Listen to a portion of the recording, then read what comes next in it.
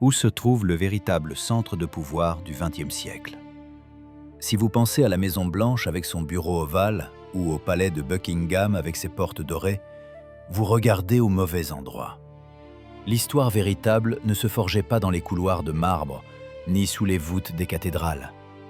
Elle naissait dans une maison en bois grinçante, battue par tous les vents de l'Atlantique, où l'odeur d'eau salée se mêlait à celle des vieux livres et des ambitions dont l'ampleur effrayait même leur créateur.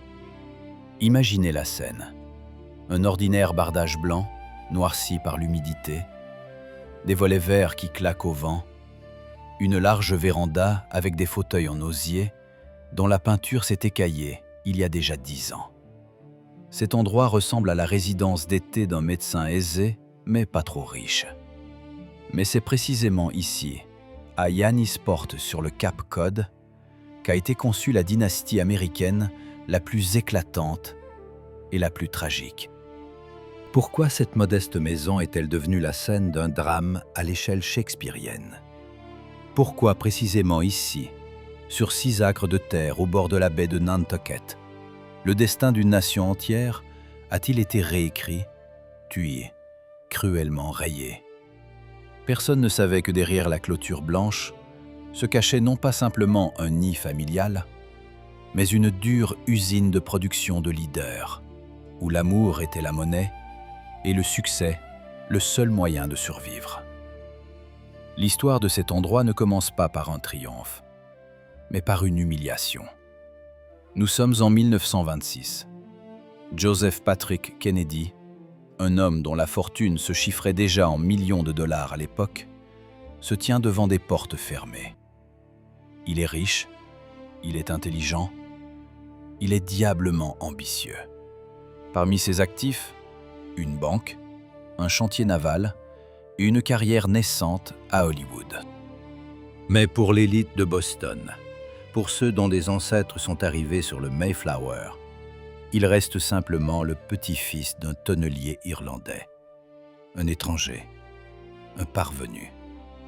Quand Joseph a soumis sa candidature pour rejoindre le prestigieux golf club de Cohasset, on lui a refusé l'accès. Ce refus, en apparence une simple contrariété sociale mineure, est devenu la pierre qui a déclenché l'avalanche. Joseph Kennedy n'a pas frappé 2 fois à la porte fermée. Il a pris une décision qui a défini la psychologie de sa famille pour un siècle. Si l'élite ne vous laisse pas entrer dans son monde, vous devez construire votre propre monde, qui fera paraître le leur pâle et insignifiant. Il ne lui fallait pas simplement une résidence d'été. Il lui fallait une forteresse. Il lui fallait un territoire souverain où ne régneraient que ses lois. En 1928, Joseph et sa femme Rose trouvent ce qu'ils cherchaient. C'était le cottage Malcolm sur le bord de l'océan à Hyannisport. La transaction a coûté 25 000 $. Pour comparaison, un ouvrier chez Ford gagnait environ 1 500 $ par an à l'époque. C'était une somme considérable, mais elle ne faisait pas le poids face au palais des Vanderbilt à Newport.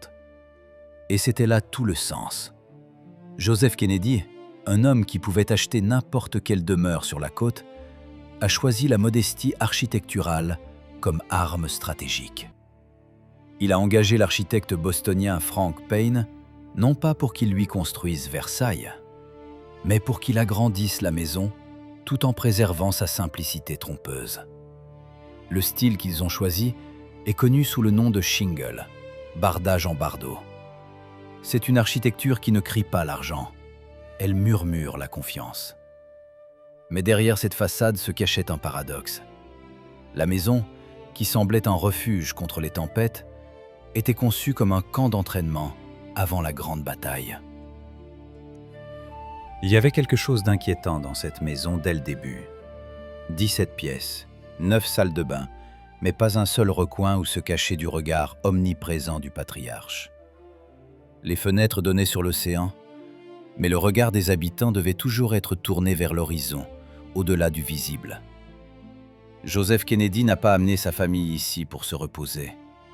Il les a amenés ici pour les isoler des influences extérieures et créer un écosystème unique.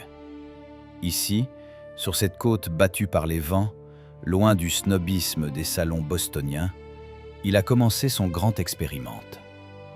Il voulait prouver que le sang des immigrants irlandais pouvait devenir le sang bleu de la nouvelle aristocratie américaine.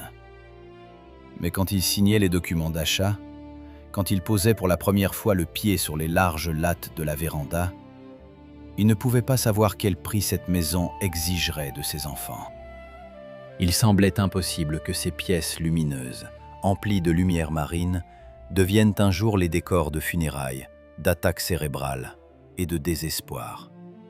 Il semblait impossible que la pelouse devant la maison devienne la pelouse la plus célèbre du monde, sur laquelle marcheraient des présidents, des sénateurs et des assassins d'espoir.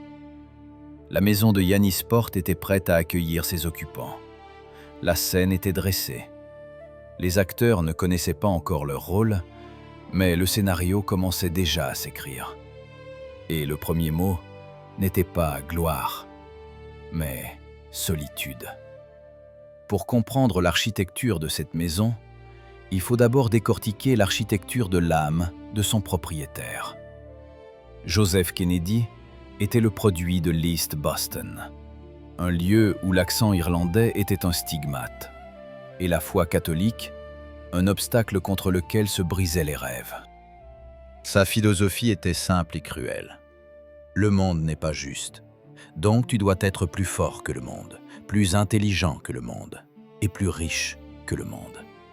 L'achat de la maison à Yannisport est devenu son manifeste d'indépendance. En 1929, tandis que le reste de l'Amérique regardait avec horreur le krach de la bourse, plongeant le pays dans la Grande Dépression, Kennedy étendait ses possessions.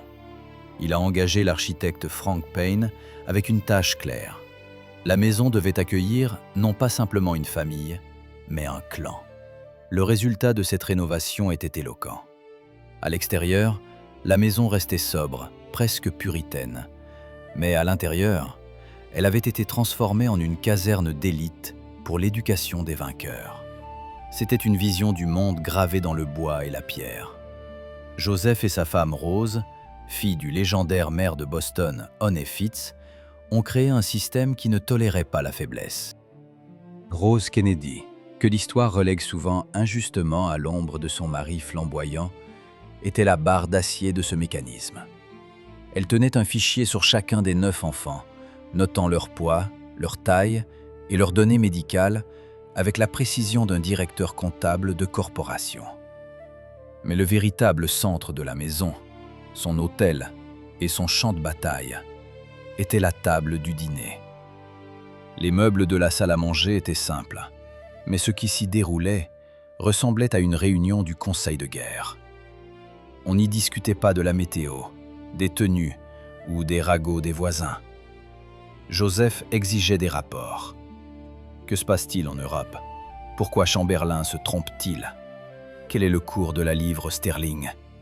Si un enfant, qu'il s'agisse du grand Joe ou du fragile Jack, ne pouvait pas répondre de manière argumentée, il pouvait être chassé de la table. La nourriture était secondaire. Le plat principal était la domination intellectuelle. Le paradoxe de cette maison résidait dans sa dualité sociale. D'un côté, les Kennedy mimiquaient désespérément l'aristocratie américaine, ces détenteurs d'ancien argent qui avaient rejeté Joseph au golf club. Ils portaient les mêmes vêtements, pratiquaient le même sport de voile, construisaient des maisons dans le même style shaker. Mais de l'autre côté, ils méprisaient la nonchalance décontractée de l'élite. Dans la maison Kennedy, le repos était une forme de travail dur. Si vous alliez nager, vous deviez nager chronométré. Si vous jouiez au touch football sur la célèbre pelouse, c'était une bataille jusqu'au sang et au bleu. Joseph a inculqué à l'esprit de ses fils une axiome dangereuse et destructrice. La deuxième place n'est que le premier perdant. Cette maison ne connaissait pas de pitié pour les outsiders. Chaque détail de l'intérieur, des chambres modestes presque ascétiques au sol en bois froid, hurlait la discipline. Il ne construisait pas simplement une résidence d'été. Il construisait une république isolée, depuis laquelle il comptait assaillir Washington. Et le carburant de cette machine provenait des ambitions des enfants, mêlées à la peur de décevoir le père, qui les observait depuis la véranda comme un capitaine de navire fonçant sur un iceberg. Mais pour un triomphe final, la force brute et la ténacité irlandaise ne suffisaient pas. À la stratégie de Joseph manquait l'éclat, ce vernis insaisissable de la véritable aristocratie, qu'on ne peut pas acheter avec de l'argent, mais qu'on peut acquérir par le mariage. En 1953, Jacqueline Bouvier entre dans l'histoire. Si les Kennedy étaient une tempête, elle était un calme raffiné. Son apparition à Yannisport n'a pas été simplement une rencontre avec une belle fille, mais la fusion de deux civilisations. Jackie, élevée dans le silence des domaines de Newport et des Hamptons, fut choquée par le chaos des Kennedy. Elle les appelait des gorilles qui criaient plus fort au petit déjeuner que les mouettes derrière la fenêtre. Mais le vieux Joe, ce renard rusé, comprit instantanément qu'il avait devant lui l'élément manquant du puzzle. Jacqueline représentait cette vieille Amérique dont les portes lui avaient été fermées en 1926. Cette union transforma la structure physique même du domaine. En 1956, Jack et Jackie achètent la maison voisine au 111 Irving Avenue. À partir de ce moment, Yannisport cesse d'être simplement la maison d'un seul homme et se transforme en un véritable clan, un village fermé au sein du village. Ce fut la naissance du légendaire Compound. Désormais, deux maisons s'y dressaient, symbolisant deux générations. Si la maison de Joe était la forteresse du patriarcat, celle de Jack et Jackie devint la vitrine d'une nouvelle ère. Jackie apporta à l'esthétique austère des Kennedy une sophistication qui n'y avait jamais existé. Elle détestait les vieux meubles affaissés de sa belle-mère, mais dotée d'un goût impeccable, elle ne les jeta pas tous. Elle entama un subtil jeu, mélangeant le chic français à la brutalité marine. C'est à cet instant que le domaine acquit son langage visuel culte. Non pas simplement une riche demeure, mais un lieu où l'élitisme semble naturel, comme le sable sur la plage. Le mariage de Jack et Jackie transforma une résidence privée en scène pour la mythologie nationale. Les murs commencèrent à absorber non seulement le sel, mais aussi les éclairs des flashs photographiques. Car désormais, derrière la clôture blanche, vivait non pas simplement une famille, mais les futurs rois et reines de Camelot. Bienvenue à l'intérieur de la grande maison, le cœur de cet empire. Si vous étiez entré ici en 1960, votre première impression aurait été trompeuse. Vous vous attendiez à voir de l'or, du marbre et du lourd velours, digne d'une famille dont la fortune se chiffrait en centaines de millions de dollars. Au lieu de cela, vous accueille l'odeur de la cire pour parquet, mêlée à l'air humide et salé, et le craquement des vieilles lattes de parquet. Ici, dans les 21 pièces de la résidence principale, se jouait la plus complexe pièce psychologique. La maison ne pressait pas l'invité par le luxe. Elle l'oppressait par son histoire. Rose Kennedy, maîtresse de ce monde, a créé une esthétique que l'on appellera plus tard style preppy ou chic usé. Mais à l'époque, c'était simplement une philosophie de confiance. Les meubles étaient recouverts de simples cretonnes à motif floral, les fauteuils en osier grinçaient, et il n'y avait pas de place sur les murs pour de coûteuses toiles de maîtres anciens, parce que chaque pouce carré était occupé par quelque chose de plus précieux pour les maîtres de maison, leurs propres images. Les murs des couloirs et des salons murmuraient non pas de la culture de la Renaissance, mais du culte de la famille. Des centaines, des milliers de photographies dans de simples cadres en bois couvraient les surfaces des tables, les manteaux de cheminée et les murs le long des escaliers. C'était un temple érigé à soi-même. Ici étaient capturées les victoires en régate de voile, les poignées de main avec le pape, les diplômes de Harvard. Psychologiquement, cela fonctionnait infailliblement. Quiconque entrait dans cette maison comprenait instantanément qu'il n'était pas simplement en visite, mais au sein d'un club fermé d'élus. L'élément le plus étrange et le plus révélateur de la décoration était le couloir rempli d'armoires vitrées, rempli de poupées. Rose les collectionnait du monde entier, et ses yeux de porcelaine, fixant les passants, créaient une sensation inquiétante de présence d'observateurs silencieux. C'était une collection de trophées de voyage, un rappel que le monde n'était qu'un magasin de jouets pour les gens de leur envergure. Mais la véritable dualité de la maison se cachait dans sa structure verticale. Si le rez-de-chaussée, avec sa véranda ensoleillée et ses meubles blancs, était le visage de la morale puritaine et de l'ouverture, le sous-sol gardait le secret de l'origine de leur succès. Là, en bas, Joseph Kennedy avait installé un cinéma professionnel, le premier cinéma privé de toute la Nouvelle-Angleterre. C'était un hommage à son passé à Hollywood, mais aussi une puissante métaphore.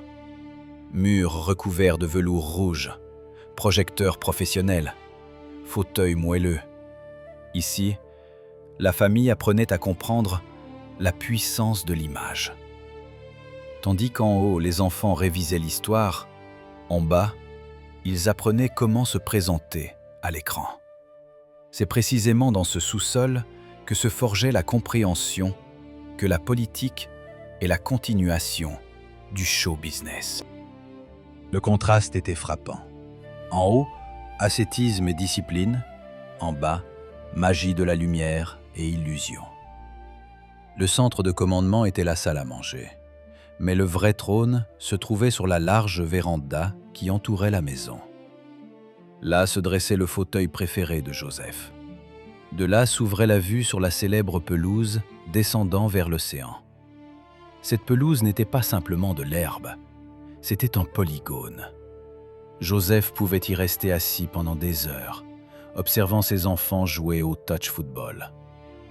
Son regard était un radar. Il évaluait non pas l'adresse, mais le caractère. Qui avait capitulé?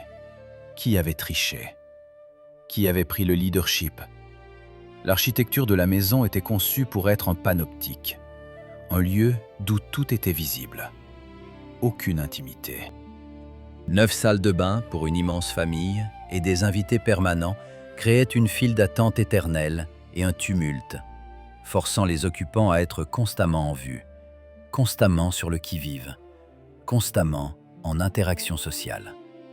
À novembre 1960, la maison s'était transformée définitivement. Le salon s'était mué en quartier général des communications. De longs câbles téléphoniques serpentaient sur les tapis persans qui se souvenaient des pas du petit Jack. Dans la pièce, appelée la Sunny Room, des cartes des États étaient accrochées. La maison, qui avait été construite comme un refuge du monde, absorbait maintenant le monde. 12 chambres étaient bondées de conseillers, de stratèges et de membres de la famille. L'air était électrisé par la fumée de cigarettes et l'attente. C'est précisément ici, dans ces murs revêtus de bois blanc, que le vieux rêve de l'Irlandais paria devint réalité. Mais la grandeur de ce moment portait déjà en elle les germes d'un silence futur. La maison débordait de vie, elle bourdonnait comme une ruche, mais elle avait été conçue pour le triomphe, non pour le réconfort. Et quand les fanfares se tairont, ces 21 pièces deviendront trop vastes pour ceux qui resteront en vie. Mais chaque grandeur a son prix, et la facture des ambitions de Joseph Kennedy fut présentée à la maison avec une rapidité effrayante. Si la première moitié du XXe siècle fut l'histoire de l'Ascension, les années 60 transformèrent cette demeure immaculée en décor d'une tragédie grecque antique. Le moment charnière survint non pas à Dallas, mais ici même, sur cette véranda, le 19 décembre 1961. Joseph Kennedy, architecte de la dynastie, ambassadeur, homme dont la voix faisait trembler les sénateurs, subit un massif AVC. En un instant, le tyran et le créateur se trouva piégé dans son propre corps. C'était une ironie cruelle du destin. L'homme qui avait construit cette maison comme un haut-parleur pour sa volonté perdit la capacité de parler. Désormais, il était assis dans son fauteuil en osier préféré, enveloppé dans une couverture, et regardait l'océan. Son regard était clair, mais ses lèvres étaient muettes. La maison, habituée à son rugissement, plongea dans un silence inquiet. Cette tragédie personnelle du patriarche a révélé un profond conflit moral ancré dans les fondations du domaine. Joseph exigeait de ses enfants la victoire à tout prix. Mais désormais, il était un monument vivant à la fragilité de la force humaine. La famille continuait à fonctionner autour de lui. Rose Kennedy, démontrant un stoïcisme effrayant, continuait à s'habiller pour le dîner et à tenir des conversations mondaines, comme si son mari était simplement fatigué et non transformé en infirme. Cette scène, le père paralysé en tête de table et la famille jouant à la normalité, est devenue le symbole de l'ambivalence morale des Kennedy. Ils savaient maintenir la façade, même quand l'édifice s'effondrait de l'intérieur. Était-ce de l'héroïsme ou une forme de déni profond?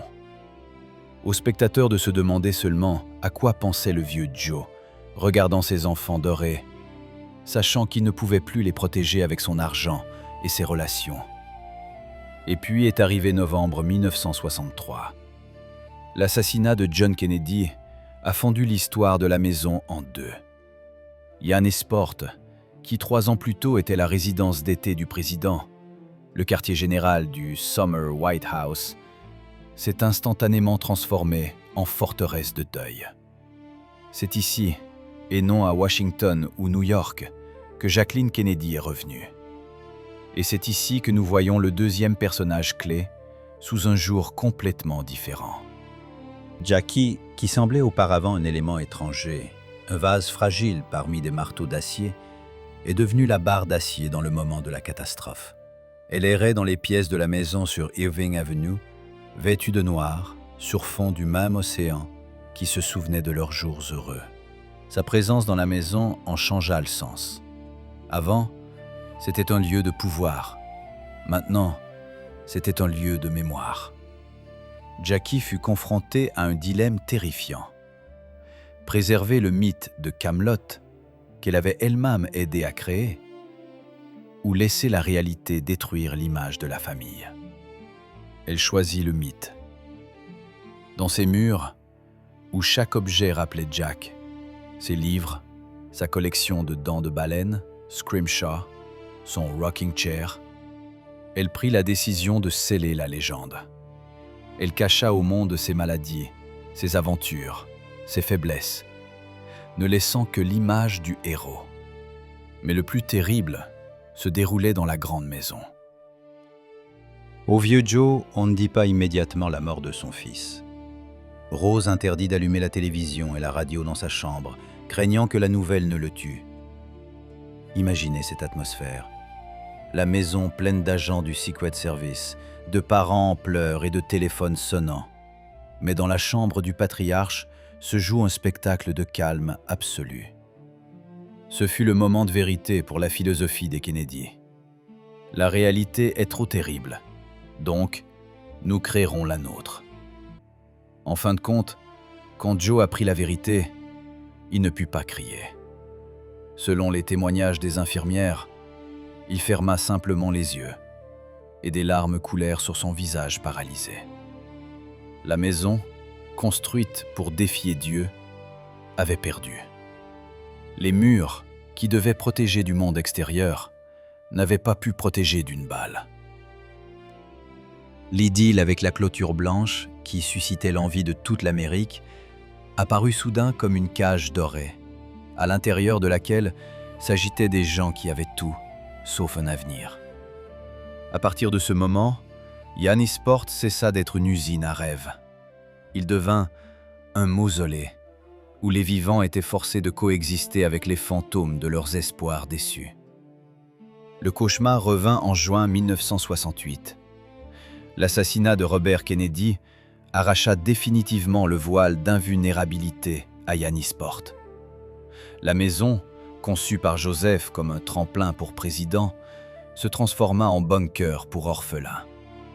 Le vieux patriarche, toujours enfermé dans sa paralysie, vit son plan s'effondrer. Mais le véritable effondrement survint un an plus tard. L'incident du pont de Chappaquiddick, impliquant Ted Kennedy, détruisit les restes de la supériorité morale de la famille. Le rêve de retour à la Maison-Blanche sombra dans les eaux sombres avec la voiture du sénateur. Il semblait que ce soit la fin.